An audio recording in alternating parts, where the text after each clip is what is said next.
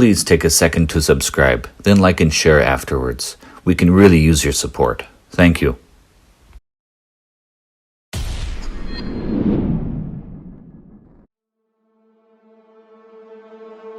In part 1 of Hallowed Ground, we set the stage with the collapse of the stock market in 2008, 7 years after 9/11.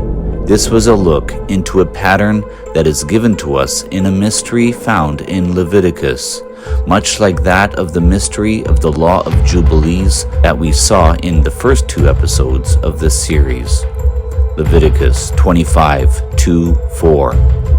When you come into the land which I give you, then the land shall keep a Sabbath to the Lord. 6 years you shall sow your field, and 6 years you shall prune your vineyard, and gather its fruit. But in the 7th year shall be a Sabbath of solemn rest for the land, a Sabbath to the Lord. This was known well, and was to be followed by ancient Israel, since it was delivered by Moses at Mount Sinai. They were to work the fields and attend to the harvest, and gathering the crops, but the 7th year was to stand as a rest for the land. This 7th year was given a name. It was called the Shemitah. Shemitah means the release, the remission, the letting rest. All labor was to be stopped to allow rest on the land. No plowing, no reaping, no harvesting.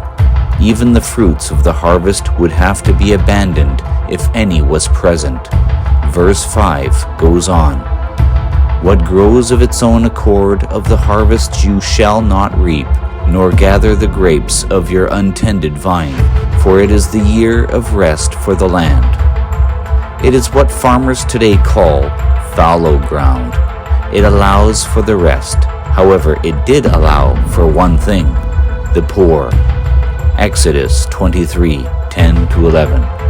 6 years you shall sow your land and gather in its produce, but the 7th year you shall let it rest and lie fallow, that the poor of your people may eat. 6 days of work plus 1 day of rest follows God's original week of creation, where he worked to create all of his creation in the first 6 days, or yoms in Hebrew. That was followed by the 7th day that God rested from his perfect work. This Sabbath day was to be kept by his people through the ages. This is key to the mystery of the Shemitah. On the 7th year, each landowner was required to open up his land to those in need. The poor would share equally in the fruit of the rich. The land's produce would become, in a very real sense, the possession of all. But the Shemitah touched not only the fields, but also the people. The last remission took place in an entirely other realm. At the end of every 7 years, you shall grant a release of debts, and this is the form of the release. Every creditor who has lent anything to his neighbor shall release it. He shall not require it of his neighbor or his brother, because it is called the Lord's release. Deuteronomy 15:1-2. This would touch the economic realm and transform it. In the 7th year, all debts were cancelled. Everyone who made a loan had to annul it. Those in debt were released of their obligations. It was forgiven. The timing was precise too. It would occur at the end of one specific day, the 29th day of the Hebrew month of Elul, the last day of the civil year, the very end of the 7th year. The 29th of Elul was the climax and focal point, the finale of the Shemitah. As you may have noticed, the Shemitah revolves around the number 7. It begins and ends in the 7th month of the Hebrew calendar. What triggered the crash was the rejection of the largest government bailout in American history, which was a sum of $700 billion, and the result wiped away what added up to 7% of the stock market. And how many points did that 7% amount to? It amounted to precisely 777 points. Is it just a coincidence? Or was it a sign, a deeper message that God was trying to get our attention? Remember, in Hebrew, the word Shemitah means the fall or the letting fall, as in a collapse. Just like the event that triggered 2008, the U.S. government allowed or let Lehman Brothers fall. It was a letting fall. It was an act of the American government performing an act of Shemitah, and they had no idea of its significance biblically. Now you may be wondering how the Shemitah is causing havoc for so many. Shouldn't it be a blessing for the nation? After all, it is essentially a Sabbath rest, a year of release and freedom from one's labors and drawing near to God. That's what it is. The thing is, it would have been a blessing had Israel observed it and prepared for it each Shemitah. But the problem is, they rebelled against it and did not keep the Sabbath year. In so not doing, they would not be prepared for it, and the breaking of the Sabbath cycle led to ruling God out of their lives, and instead serving their idols. They chose to pursue restless gain and increase without a rest. The Sabbath year came whether they liked it or not, and so, instead of it being a blessing, as it was always meant to be, it would become a curse instead. Nonetheless, the Shemitah came and would be in the form of a judgment. Foreign armies would overrun the land, destroy the cities, ravage the fields, and take the people captive into exile. And what did that mean? They were judged, yes, but it also meant that the land would have its rest. The fields and vineyards would become fallow. The buying and selling of its produce and the flow of commerce would come to a standstill. Private ownership would become meaningless, and every debt, credit, and loan would, in an instant, be wiped away. One way or another, the Shemitah would come, and the Sabbath year would take effect either way. It would be foretold on Mount Sinai that the land would be desolate and cities waste, and the land shall enjoy its Sabbaths as long as it lies desolate, and you are in your enemy's land.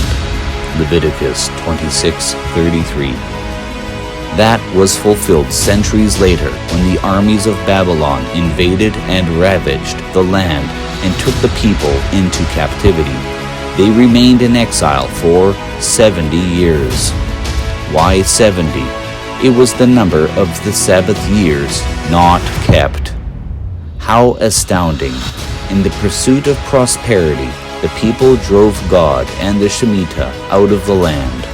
But now, it was the Shemitah that drove the people out of the land and their prosperity. In the Shemitah was hidden the mystery of the timing of their judgment for 70 Shemitahs. What does this have to do with America? The Shemitah was only commanded for one nation, Israel. But the issue here isn't the literal observance of the Shemitah. It is the dynamic, its effect, and its consequence. The issue of the Shemitah is a sign, the sign given to a nation that has driven God out of its life and replaced him with idols and the pursuit of gain. The sign specifically touches a nation's financial and economic realms. And here it is, behind the collapse of world trade in 2001, and the economic crash 7 years later in 2008 lies the mystery of the Shemitah. Both held the remission, a release, a canceling of debts, They both had to do with credit and debt. The collapse of Fannie Mae, Freddie Mac, and Lehman Brothers all concerned the issue of credit and debt. Like a farming field or vineyard, the stock market is built on investment. Money is invested on the assumption that the investment will generate a return. The farmer does the same, assuming that the investment will generate a return in the form of a harvest. But then, that credit and debt will be nullified on the Sabbath year. All the gains up to 2008 were wiped away going back to the previous Shemitah in 2001. But how far back does the cycle go? Every seventh year in the past? Working backwards from 2001, we saw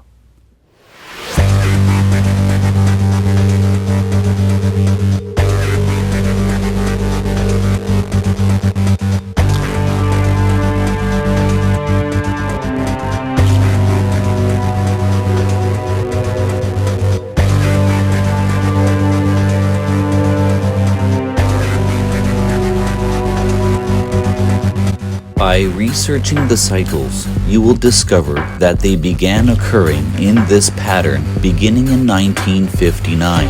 That is because of the following. Israel was established as a nation in 1948, as we've seen in the Return of Israel episodes earlier in this series. Therefore, they could not observe the Shemitah until the nation could be re-established, and their first 7-day cycle began in 1952. The end of that cycle would bring us to 1959. So now, as we see here that each Shemitah cycle beginning in 1952 leads us all the way to the present. But now, what about the future?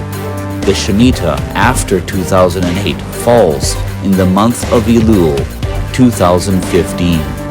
And as expected, it saw stock markets around the world collapse, wiping out trillions of dollars from Wall Street to Shanghai. It produced 20% of the greatest day crashes in Wall Street history. It caused the collapse of world trade, commodities, the oil market, global production, the retail industry, profits, earnings, and revenue. 2015 ended up being the worst year for making money since the last depression 78 years earlier. Such crises batter the labor force.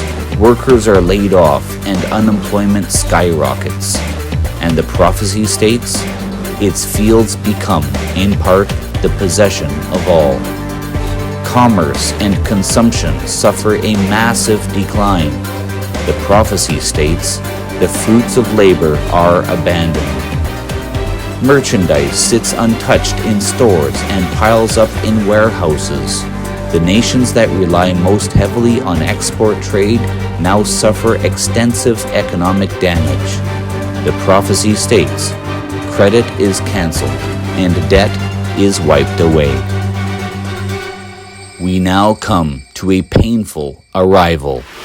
The Shemitah following Elul 2015 is the year 2022 in the month of September. And as I produce this episode, we're only 5 months away. What this Shemitah holds for us, we aren't sure. But one thing is certain. The nation has yet to turn back to God.